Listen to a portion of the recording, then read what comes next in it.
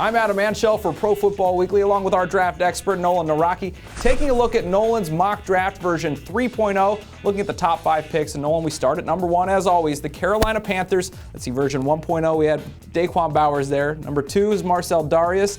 Now, mock 3.0, who you got? We're going with A.J. Green this time. You know, if you look at that offense, Jimmy Clausen needs some more support. They got an outstanding backfield, a very strong offensive line. You know, you bounce it around different decision makers around the league, they'll tell you that the receiver position doesn't deserve to go number 1 overall. They just don't touch the ball enough, don't impact the game in quite the same way that some of the other positions would, such as quarterback or defensive tackle. But A.J. Green is that kind of talent. If you look back, Calvin Johnson at number 2 proved he was more valuable than Jamarcus Russell, and I think there's a lot of questions about the quarterbacks in this year's draft.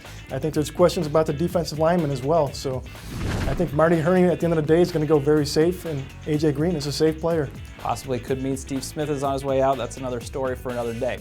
Number 2 are the Denver Broncos. It's John Elway's first pick as a part of that organization. Where do you see him going with it? Well, their quarterback comes up. You know, they could look at Cam Hair, but I think they feel very comfortable with their quarterback situation right now. They got Kyle Orton there, they got Tim Tebow, and Brady Quinn still got a chance. So I think they're going to look at the defensive side of the ball. I think they'd like to trade back if they can, but Patrick Peterson would make a lot of sense. He's a big, physical press corner, outstanding in the return game, and I think he's a guy that would match up and learn very well from Champ Bailey. Yeah, I guess when you got a guy as good as Champ is, to add someone else to learn from is a good way to go. At number 3, the Buffalo Bills. Always kind of a question mark what they're going to do up there. Where do you see him going with the pick? Well, the big question is whether owner Ralph Wilson's going to pull a Bud Adams and force a quarterback on him the same way Vince Young was forced on the Tennessee Titans. This could be Cam Newton. We went with Von Miller. You know, he's an outstanding outside linebacker.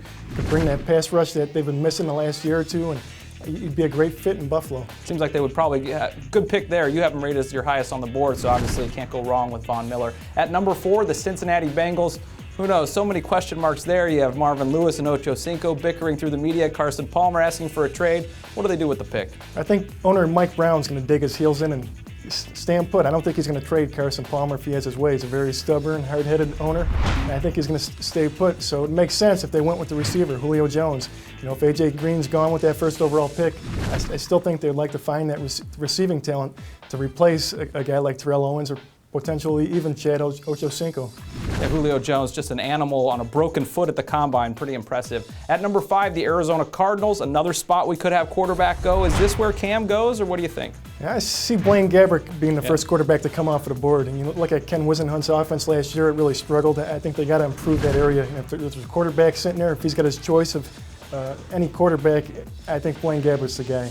I'm sure Larry Fitzgerald would be pretty happy with that pick, considering how disappointing their offense was last season. Appreciate it, Nolan. That's picks 1 through 5, Nolan's mock draft 3.0. For the rest of the picks, keep checking back to ProFootballWeekly.com.